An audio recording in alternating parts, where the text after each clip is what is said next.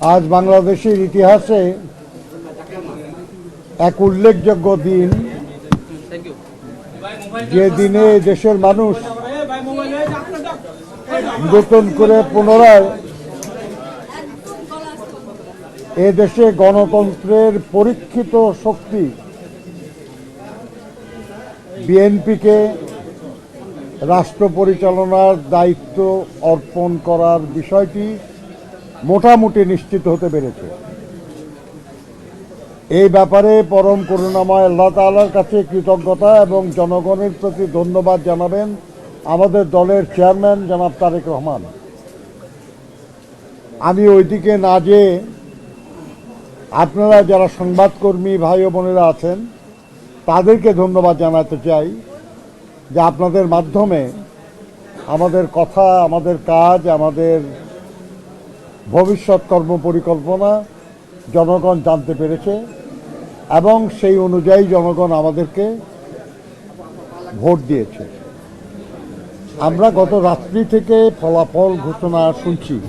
আমাদের সাথীরা সারা রাত এখানে ছিলেন এবং আজকে আমরা তাদের সঙ্গে যুক্ত হয়েছি। বিভিন্ন নির্বাচন কমিশনের পক্ষ থেকে বেসরকারিভাবে তারা তো ফলাফল ঘোষণা করে নাই, তারা বলেছেন কে কত ভোট পেয়েছে, কে বিজয়ী হয়েছে, শব্দটাও তারা উচ্চারণ করেন নাই। তো তার এর মধ্যে দিয়ে যতটুকু আমরা জেনেছি তাতে আমরা 2/3 বেশি আসনে বিএনপি বিজয়ী হয়েছে এবং বিএনপির সঙ্গে যারা যুক্ত ছিলেন জোটে তাদেরও অনেকেই বিজয়ী হয়েছেন। কাজে আমরা মনে করি যে এর মাধ্যমে জনগণ আগামী 5 বছর বাংলাদেশের জনগণের কল্যাণের দায়িত্ব তারা বিএনপি এবং বিএনপির নেতা জনাব তারেক রহমানের উপর অর্পণ করেছেন।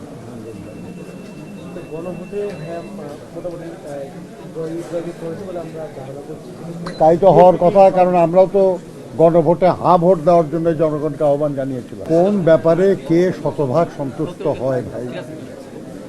শতভাগ সন্তুষ্টি তো খুব কঠিন ব্যাপার।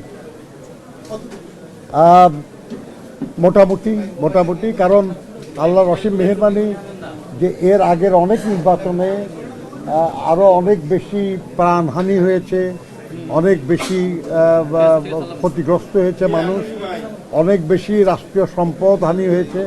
এবার আল্লাহর অসীম মেহেরবানিতে তেমন কিছু হয় নাই। এটা খুব গুরুত্বপূর্ণ বিষয়। তবে দীর্ঘদিন ভোট না দিতে ভোট না দেওয়ার যে একটা সংস্কৃতি আমাদের জনগণের মধ্যে গড়ে উঠেছিল সেটা পুরাটা আমরা ফিরিয়ে আনতে পারি নাই।